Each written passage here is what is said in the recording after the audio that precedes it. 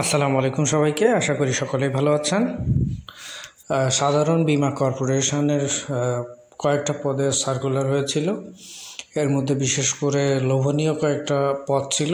এর মধ্যে assistant manager যে পদটা এবং জুনিয়র অফিসার, এই দুইটার জন্য অনেকেই সাধারণত বিষয়গুলো জানতে চেয়েছিলেন। এটা সুবিধা অসুবিধা বা এটা সম্মান কেমন, প্রমোশন গ্রোথটা কেমন, এটা সম্পূর্ণ সরকারি কিনা, কিংবা আপনি পেনশন পাবেন কি না।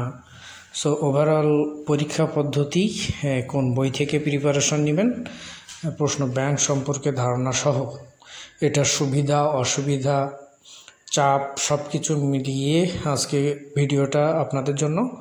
সো সাবস্ক্রাইব করবেন আমাদের চ্যানেলটিতে, নতুন হয়ে থাকলে অবশ্যই। আর যারা সাবস্ক্রাইব করেছেন তাদের জন্য অসংখ্য অসংখ্য ধন্যবাদ। হ্যাঁ, এটার কাজ হচ্ছে আপনারা অবশ্যই জানেন বীমা বিষয়ক। সেটা শুধু কিন্তু ব্যক্তির ক্ষেত্রে হয় না, এটা ব্যক্তি প্রতিষ্ঠান হতে পারে, গাড়ির, জাহাজ কিংবা বিভিন্ন শিল্প, ব্যাংক, এই সম্পূর্ণ যে অনেকগুলো প্রতিষ্ঠান রয়েছে বা এই বিষয়গুলো রয়েছে, এগুলোর উপরে বীমা যে বিভিন্ন স্কিম রয়েছে এগুলো কাস্টমারদের কাছে স্বতন্ত্র সেবাটা পৌঁছানো। দেন বেতন পদ্ধতি হচ্ছে আপনার বেসিক 22,000 অ্যাসিস্ট্যান্ট ম্যানেজারে।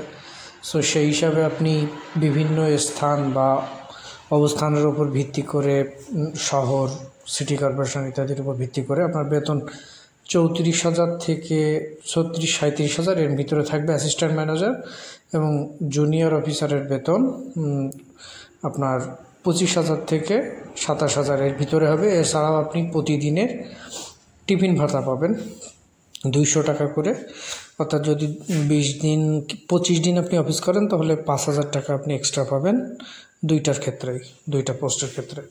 এর পাশাপাশি আপনি ইনসেন্টিভ, অর্থাৎ আপনার বছরে এই প্রতিষ্ঠানটা যে পরিমাণ লাভ করে এই লাভ থেকে আপনার বেসিকের 2.5টা সমান আপনাকে ইনসেন্টিভ দেওয়া হবে। আপনি হোম লোন নিতে পারবেন, কার লোন নিতে পারবেন এবং পেনশনও আপনি পাবেন। যেহেতু সার্বজনীন পেনশনে অন্তর্ভুক্ত এটা হচ্ছে না, সেহেতু আপনারা পেনশনে এখন পর্যন্ত পাবেন। প্রমোশন হচ্ছে প্রথমে জুনিয়র অফিসারে যদি আপনি নিয়োগপ্রাপ্ত হন তাহলে আপনাকে অ্যাসিস্ট্যান্ট ম্যানেজার, আর যারা অ্যাসিস্ট্যান্ট ম্যানেজারের নিয়োগ পাচ্ছেন তারা তারপরে ডেপুটি ম্যানেজার হবেন, এরপরে ম্যানেজার হবেন, assistant general manager, deputy general manager, পরে হচ্ছে জেনারেল ম্যানেজার। অর্থাৎ এর চাকরির যে গ্রোথটা কিন্তু অনেক বেশি। সো অনেকেই জানেন না, কিন্তু ব্যাংকের চেয়েও কিন্তু এখানে দ্রুত প্রমোশন হয়ে থাকে। এটা হচ্ছে এখানের এই চাকরিটার ক্ষেত্রে অনেক বেশি একটা এটার উপকারিতা বলতে পারেন বা সুবিধা বলতে পারেন। সেটা হচ্ছে এটার প্রমোশনটা ব্যাংক থেকে অনেক দ্রুত হয়ে থাকে, যেহেতু এখানে পদসোপানে অনেক বেশি সমস্যা নেই। এটার পরীক্ষা হচ্ছে 200 মার্কের হয়ে থাকে। পরীক্ষা দুইটা পার্ট থাকে। 200 মার্কের পরীক্ষা কিন্তু আপনার দুইটা পার্ট। সেক্ষেত্রে প্রথম 30 মিনিটে আপনাকে এমসিকিউটা 50টা এমসিকিউ এটা থাকে। বাংলা 10, ইংলিশ 10, ম্যাথ 10, জিকে 10 এবং বিজ্ঞান এবং কম্পিউটার থেকে 10, এই মোট 50 মার্কের এমসিকিউ টাইপ পরীক্ষাটা হয়ে থাকে। একই সাথে পরীক্ষা হয়, প্রথমে এমসিকিউ হয়, পরবর্তীতে রিটেন একই দিনে একই সাথে। সেক্ষেত্রে প্রথম 30 মিনিট হচ্ছে আপনার এমসিকিউ পরীক্ষাটা হবে, পরবর্তী 1.5 ঘন্টা আপনার 150 মার্কের একটা রিটেন পরীক্ষা হয়। এই দুইটা পার্ট একসাথে নেওয়ার উপকারিতা আছে। এটা পরীক্ষাটা দ্রুত শেষ করার ক্ষেত্রেও গুরুত্বপূর্ণ ভূমিকা পালন করে। সেক্ষেত্রে গ্রুপ বি এর ক্ষেত্রে আপনার 150 মার্কের যেটা হয়ে থাকে, সেখানে বাংলা আপনাকে একটা প্রতিবেদন লিখতে হয়। দেন অনুবাদ থাকে, বাংলা থেকে ইংরেজি একটা অনুবাদ একটা থাকে, ইংলিশ থেকে বাংলা, ইংলিশ এসে থাকে একটা, ইংলিশ লেটার একটা থাকে, এবং কম্প্রিহেনশন যেটা রয়েছে, কম্প্রিহেনশনের উপরে কিছু প্রশ্ন থাকে। আপনারা কম্প্রিহেনশন দেখেছেন বিভিন্ন ব্যাংকের পরীক্ষার, এই ব্যাংকের মতোই সব কিছুই প্রশ্নগুলো হয়ে থাকে। অর্থাৎ ওভারঅল ম্যাথটা সব কিছু কিন্তু ব্যাংকের মতোই ইংলিশেই হয়। অর্থাৎ এই যে এমসিকিউ টাইপ প্রশ্নতেও কিন্তু ইংলিশ টাইপেই প্রশ্ন হবে। অর্থাৎ ব্যাংক এবং বিমার যে প্রশ্ন প্যাটার্ন মোটামুটি একই রকম।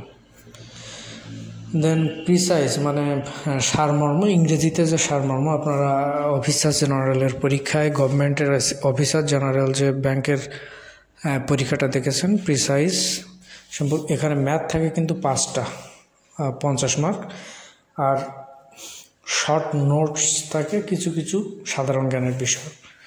সো এই হচ্ছে ওভারঅল রিটেনের অংশটা। প্রিলি এবং রিটেন একসাথেই নেওয়া হয়। প্রিলির খাতাটা প্রথমে দেখা হয়, ওখানে ওনারা একটা মোটামুটি একটা মার্কস ধরে রাখেন, পাস মার্কস। এই পাস মার্কস যারা পায় প্রিলিতে, অর্থাৎ প্রিলির খাতা দেখতে তো অনেক দ্রুত হয়ে যায়, এমসিকিউ টাইপ যেহেতু, এই খাতাটা দেখে যারা শুধুমাত্র ওই পাস মার্কসটা পায় তাদের খাতাটা রিটেনটা দেখা হয়। সো রিটেন খাতা কিন্তু সবার দেখা হয় না।